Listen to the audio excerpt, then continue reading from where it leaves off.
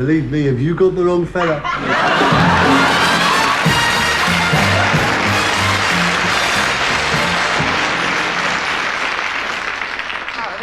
He says to me, he says, what about it? I says, what about what? He says, oh. I says, what do you mean, oh? He says, oh, that's all. I said, oh. I said, what actually do you mean by that, you see? He says, well, what did you then? I said, as a matter of fact, yes, I did. I said, yes, I did. Did you? Yes, I did. Anyway, so he says to me, he says, supposing I did, what of it then? And I says, nothing. I said, Really? yes, really. Anyway, the upshot of it was... Good heavens, is that the time? It's 2:30 in the morning. Oh, we mustn't keep you waiting any longer, Mr. Lotterby.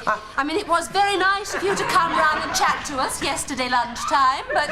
Well, I mean, if you can't welcome newcomers to the neighbourhood, Yes, but I mean, surely you're tired. I mean, surely you've got something else to do. Oh, no, unless, of course, I'm boring you. Oh, no. I mean, if I'm boring you, just have to say, oh, Sid, you're boring us. A nod's as good as a wink, eh? Just say you're boring me, and I understand. Just say you're boring me. I mean, if I'm boring you, I'll go... No, you're not boring us at all. Oh, good. Now, where was I then? You had just arrived at the upshot. Oh, yes, well, to cut a long story short... Only, you see, I have to get up at 7 a.m. Oh, that is early. I lay in bed till about 12 myself. Anyway, so he turned to me and he's... Oh. I can see I'm going to get on very well with your husband, you know, lovely chap. He took to me immediately. I could tell that when I arrived yesterday morning. Yes, I got on very well with the previous occupants of this house. You know, they took to me immediately too, just like you have. I used to sit here with them chatting for hours and hours and hours. Hours and hours and hours and hours. Hours and hours and hours and hours. Sometimes I'd sit here chatting with them all night long. Hours and hours we'd sit here chatting. Oh, that was a lovely couple. Great sense of humour. Oh, what a lovely sense of humour. Love practical jokes. You know, sometimes when I used to come round, they used to pretend they wasn't in. Oh, dear. And I could hear them whispering in through the keyhole, you see. I used to knock on the door till they answered it. Oh, sometimes I'd bang for hours. Bang, bang, bang, till they answered the door. Good heavens, another day gone. Yes. Every time I come round, there'd be something new. They'd throw scalding hot water all over me or electrify the doorknobs. Lovely sense of humour they had. Weren't you ever put off? Sometimes he pretended to froth at the mouth and come at me with a hot poker. I've still got the scars. Lovely sense of humour. After that, he became rather quiet and he took to his bed, you know. Yes, he'd just lie there in the dark, mumbling to himself and hitting the pillow, just like you're doing. He used to think, you know, he was haunted by goats. Yes, he used to say, why doesn't that stupid old goat leave me alone? Well, I wouldn't, you know, because that was after his wife left him. His wife left him one day, you see. She went off in a van with two fellas, you see. She was all happy, her eyes rolling about, laughing hysterically, just like you're doing now. After that, he pined, you know. So I took to keeping him company. I never spared myself. I was with him 24 hours a day, telling him riddles, telling him jokes, playing me kazoo to him.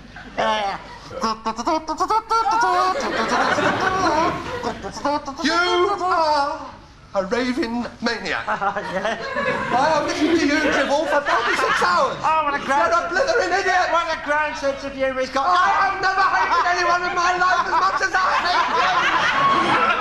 Laugh, don't you? Come on, darling. Where? We're going to spend the night in a hotel. I'll spend the night in a hotel. Oh, you have to laugh. Oh. Come on in, Mother, it works.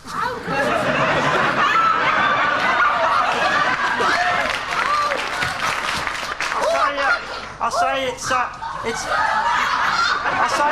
much. It's not much, but it'll do for the night. It'll do, yes, but it's no Buckingham Palace. No. Now, wait a minute. There is an idea.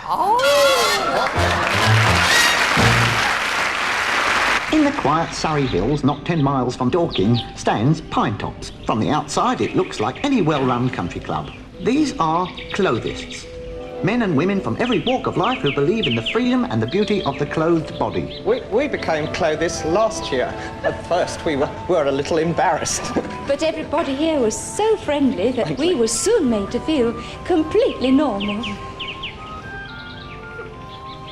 Security at Pine Tops is strict, but despite thick hedges and high fences, the clothists are never entirely free from peeping toms.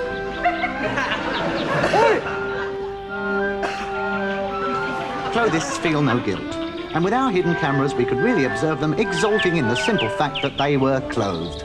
They behave perfectly normally. Yes, they believe in letting clothes breathe here at Pine Tops. They don't think that they should be kept shut up in dark wardrobes all day. Mr. Phillips, the games organiser, told us that to him, clothism was a way of life. Most certainly. We believe that clothes are perfectly natural, and there's nothing embarrassing or degrading about being seen in cute. I mean, after all, God gave men beautiful clothes, and we shouldn't be ashamed of them. Many devotees don't just wear clothes in the summer, they wear them all the year round. Most people think we're cranks, but you'd be surprised just how warm clothes can be.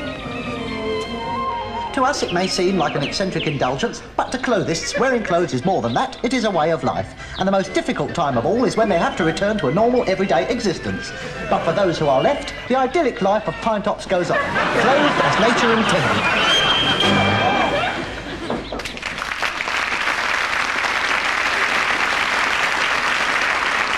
He takes it, he's got it under control, down the left wing, he puts a high ball across, the keeper punches it clear, catches it, throws it up the wing to Magonga, and Prossett has whipped Magonga's feet from under him. That's the 20th foul from Prossett this afternoon, and the referee is going to take Prossett's name.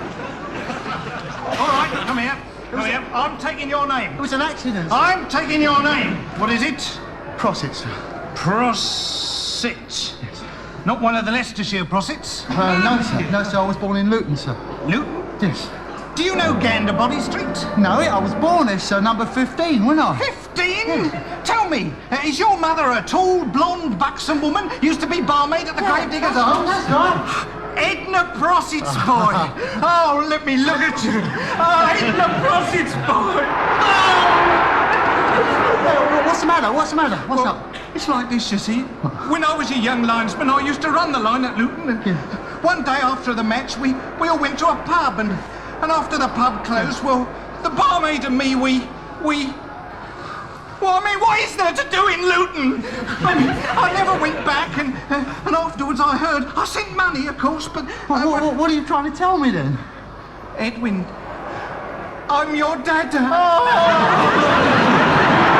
Will you ever forgive the wrong I've done? Dad, this is embarrassing. There's 60,000 people watching. I don't care. I don't care. Let them watch. No. I found my son. I found my son. Oh, son. Oh, all those wasted years. We'll never be parted again, son. What about my legs? Broken? Oh. I've got my duty to do. Right. I'm booking you for provocation, Magonga.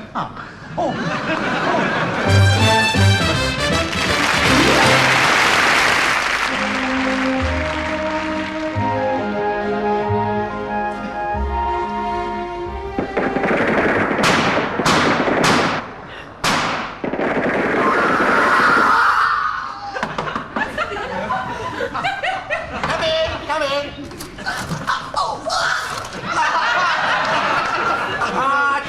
Thompson, nice to see you, boy. Come in. Thank you very much, sir. Yes. We had a little chat. Don't sit on the floor, Thompson. Sit in the chair. Oh, thank you very much, sir. Yes, well, how are you then, Thompson? How are you? Fine, thank you, sir. The bowels all right, are they? Yes, thank you, sir. Sure, you're looking well, Thank you, sir. I was talking to Mr. Evans, again, this morning, about your Latin verse. Prose is all right, but verse is a bit weak. I'm very sorry, sir. Yes, well, you have to work at it, you know, Thompson. It's very important. Yes, sir. Yes, sir. Thompson, have you been, as it were, shot? Just a bit, sir. Well, thought you looked a bit peaky around the eyes. Who did it, Thompson? Who did it? Was it a boy? Yes, sir. Well, what was his name? Come on, out with it, out with it. I'd rather not say, sir. Now, come on, Thompson, you know I have to know. It's against the rules for boys to shoot each other. I shall have to confiscate that gun. I'm afraid I can't say, sir. Oh, jolly good, Thompson, not sneaking like that. Thank you, sir. You realise I shall have to thrash you for not telling me, don't you? Yes, hand over then.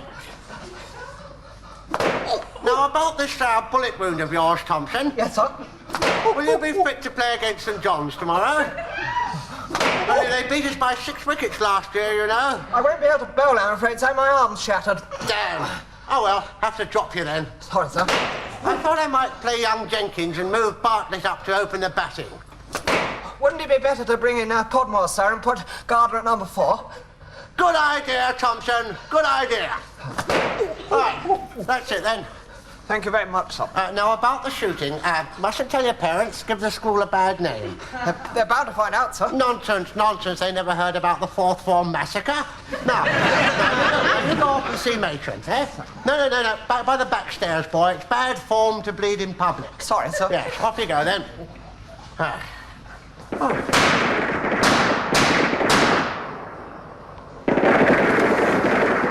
Keep the noise down!